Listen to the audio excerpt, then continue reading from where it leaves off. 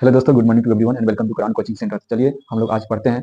ये 12th class का जो इंग्लिश का ये सेशन चल रहा है, उसमें हम लोग पहला कल चैप्टर पढ़े थे बुक का इंडियन सिविलाइजेशन एंड कल्चर। तो उसी पर आधारित आज हम लोग उस पर जो इंपॉर्टेंट क्वेश्चन होगा उसको हम लोग कवर करेंगे। तो हम लोग कल इसका थ्योरी क्लास में हम लोग समरी पढ़ लिए थे और जितना भी इंपॉर्टेंट बात आया था उसमें हम लोग चर्चा किए थे। तो हम लोग उस पर आधारित आज क्वेश्चन पढ़ेंगे और उम्मीद करते हैं कि इतना पढ़ने के बाद आप लोग का इंग्लिश का जो भी क्वेश्चन होगा वो बुक से नहीं छूटेगा। तो इस प्रकार हम लोग धीरे धीरे एक एक करके बुक का जितना भी ये क्वेश्चन होगा और उसका ये समरी होगा हम लोग पढ़ लेंगे और इस प्रकार हम लोग ये कम समय में जल्दी से इंग्लिश की तैयारी कर लेंगे। तो आप लोग जुड़े रहिए। तो पढ़ते हैं इंडियन सिविलाइजेशन एंड कल्चर। तो हम लोग कल इसके बारे में पढ़े थे। इंडियन सिविलाइजेशन एंड कल्चर जो है it is an essay and it is written by Mahatma Gandhi. और इसमें इंडियन सिविलाइजेशन किसमें प्रेज किए और क्या इसका कंपेयर अन्य देशों के संस्कृति से सिविलाइजेशन से वे तुलना किए और भारत की सभ्यता को सबसे सुपीरियर बताया। तो इसी से संबंधित ये क्वेश्चन पढ़ रहे हैं। तो पहला क्वेश्चन है the sentence the distinguishing characteristic of modern civilisation in is our indefinite multiplicity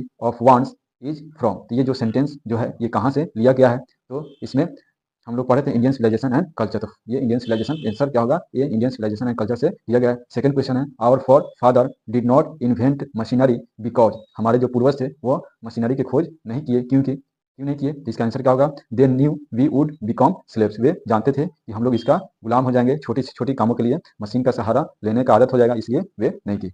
उसके बाद थर्ड क्वेश्चन पढ़ते हैं। The sentence after all there is something in Hinduism that has kept it alive up till now is taken from. तो ये भी sentence कहाँ से लिया गया है? तो ये इंडियन सिविलाइजेशन एंड कल्चर से आंसर होगा सी। नेक्स्ट है fourth number, Mahatma Gandhi has retain the lesson. जो महात्मा गांधी कौन सा लेसन ये लिखे हैं? तो कल पढ़े थे Indian civilization and culture. Next question है pharaohs were rulers were ancient. जो फेरोज ये शासक थे पुराने प्राचीन काल के, वो कहाँ के शासक थे? तो ये इजिप्ट के, ये मिस्र के शासक हुआ करते थे। तो ये आंसर नंबर बी। उसके बाद 6 नंबर क्वेश्चन है dash were rulers of Egypt. कौन से वे मिस्र के शासक थे? तो आंसर डी, फेरोज जो थे मिस्र के शासक हुआ करते थे। ये आंसर डी। उसके बाद 7 नंबर है civilisation is the state of development of a dash. तो जो सभ्यता जो है वह क्या है? तो ये असभ्य मनुष्यों को डेवलप करके ये सभ्य बनाने का एक प्रोसेस है, एक अवस्था है। इसका आंसर नंबर क्या हो जाएगा? ये आंसर नंबर ए। तो नेक्स्ट क्वेश्चन है 8 number given is associated with. जो गिवन थे वे किससे संगठित थे, किससे सामूहिक रूप था?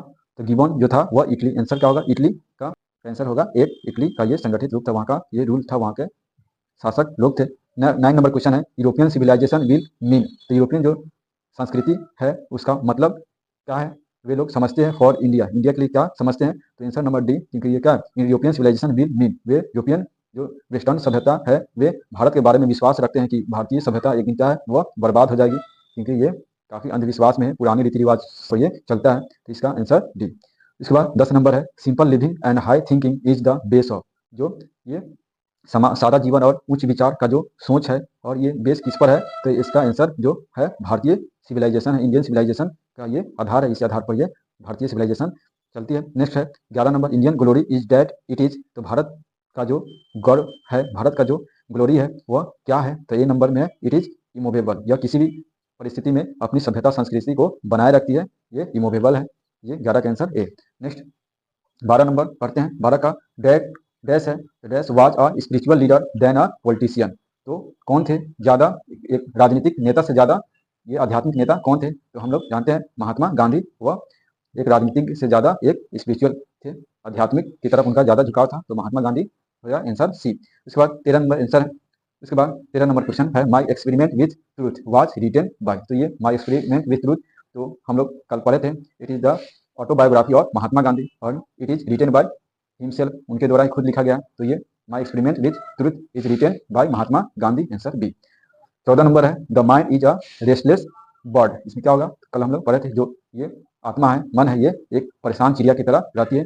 द मोर इट गेट्स, जितना ये पाती है, जितना ये पाती है द मोर इट वांट्स, और उतना ही इसे ज़्यादा चाह बढ़ती जाती है। तो इसको आंसर कल पढ़े थे रेस्टलेस बर्ड। नेक्स्ट है 15 number the people of Europe learn their lesson from the writing of the man of. ये जो यूरोपियन देश के लोग थे वो अपने सभ्यता संस्कृति कहाँ का फॉलो करते थे? तो ये आंसर सी, ग्रीक और रोम के सभ्यता से वो सीखे, अपने सभ्यता को अपनाए। नेक्स्ट है plain living and high thinking is the motto. जो ये मोटो है ये किसका दिया हुआ है, तो ये आंसर नंबर 16 का ए हो गया। वेस्टर्न फिलोसफर, जो पश्चिमी एक सभ्यता के दार्शनिक थे, उन्हीं का ये फिलोसफी है, इनका दर्शन से लिया गया है। उसके बाद 17 नंबर है sacrifice is the sole aim of our, ये आंसर सी हो जाएगा रिगिस में। 18 नंबर है is dead against blind imitation, तो इसमें से कौन से नेता ये डेड से विरोधी थे, ब्लाइंड इमिटेशन मतलब बिना सोचे समझे वेस्टर्न सभ्यता को, तो पश्चिमी सभ्यता को बिना सोचे समझे अपनाने के में कौन विरोधी थे, तो इसमें महात्मा गांधी, आंसर बी। तो बिना सोचे समझे ब्लाइंडली ये पश्चिमी देशों को कल्चर को अपने कल्चर में मिलाना, ये इसके विरोधी थे गांधी जी। उसके बाद 19 नंबर है dash we are satisfied with small village, कौन जो थे वे संतुष्ट हुआ करते थे अपने छोटे से गांव में, तो ये में आवर एंसेस्टर, हमारे जो पूर्वज थे वे छोटे से गांव में ही काफी खुश रहते थे। 20 नंबर है has civilisation taught us to be more dash towards one another, क्या जो सिविलाइजेशन है वो हमें ये सिखाती है, बताती है कि दूसरे के प्रति ज्यादा क्रोध हो, दूसरे के प्रति ज्यादा ये क्रूरता अपनाए, तो ये हमें नहीं सिखाती है, तो क्या है एंग्री इसमें होगा।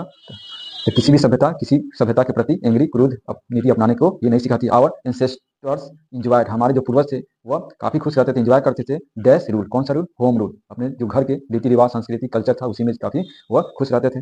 नेक्स्ट है ये 22 नंबर है question wealth and luxurious do not make dash happy, तो धन दौलत ऐशो आराम जो है इंसान को हमेशा खुश नहीं रख सकता है, तो आंसर बी। तो इंसान को खुशी तभी मिलेगा जब उसको आत्मसंतुष्टि होगी, अपने इच्छाओं पर ये कंट्रोल होगा। नेक्स्ट क्वेश्चन है गांधी वेंट टू चंपारण इन, तो गांधी जी जब साउथ अफ्रीका से 1915 में इंडिया आए और इंडिया आने के बाद पहला अपना सत्याग्रह 1917 में चलाने के लिए चंपारण गए, तो आंसर सी। तो 1917 ईस्वी में ये चंपारण सत्याग्रह आंदोलन चलाने के लिए चंपारण आए। उसके बाद 24 क्वेश्चन है the people of Europe are inspired, जो यूरोप के लोग है कहाँ से इंस्पायर्ड है, कहाँ से प्रेरित है, by dash and Roman writers, तो रोम के राइटरों से, लेखकों से, और ये ग्रीक के राइटरों से वहाँ के यूरोपीय लोग इंस्पायर्ड है और उसका सभ्यता और संस्कृति को अपनाते हैं। Next the invention of dash proved a milestone is our development, तो किसकी खोज ने इंसानों की जिंदगी में एक माइल स्टोन ला दिया, उसका क्या काफी महत्वपूर्ण योगदान दिया सभ्यता और संस्कृति के विकास में, तो ये फायर, तो जैसे फायर आग की खोज हुआ इंसानों के जो लाइफ हुआ काफी डेवलप हुआ और एक माइल स्टोन साबित हुआ, तो ये 25 का आंसर ए फायर होगा। इस प्रकार हम लोग इस चैप्टर का जितना भी इंपॉर्टेंट क्वेश्चन था हम लोग पढ़ लिए, इसको आप लोग एक बार रिवीजन कर लीजिएगा। इस प्रकार धीरे धीरे एक एक करके हम लोग प्रत्येक चैप्टर का क्वेश्चन आंसर पढ़ के और काफी ये आसानी से हम लोग जल्दी से तैयारी कर सकते हैं और इंग्लिश का डर भगा सकते हैं। इस प्रकार आप लोग जुड़े रहिए। Okay, thank you for watching video.